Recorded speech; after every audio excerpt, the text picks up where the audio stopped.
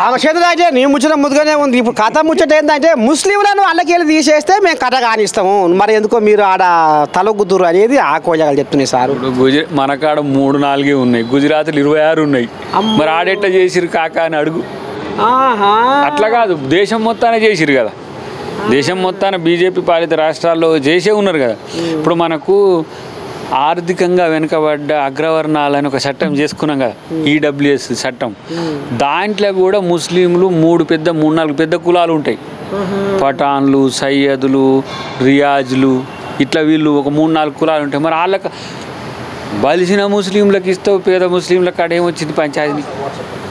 నువ్వే కదా చేసింది ఆ చట్టం. అంటే మేము కాంగ్రెస్ పార్టీ మన్మోహన్ సింగ్ గారు ఉన్నప్పుడు అయింది, అది సంతకం పెట్టలే. ఫైనల్గా మోడీ వచ్చిండు, చూసిన వరకు ఇది బాగుందని చెప్పి సంతకం పెట్టిండు.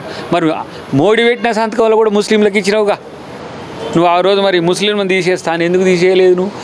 చేతగాక ముచ్చట్లు ముస్లింల మీద చెప్తారు.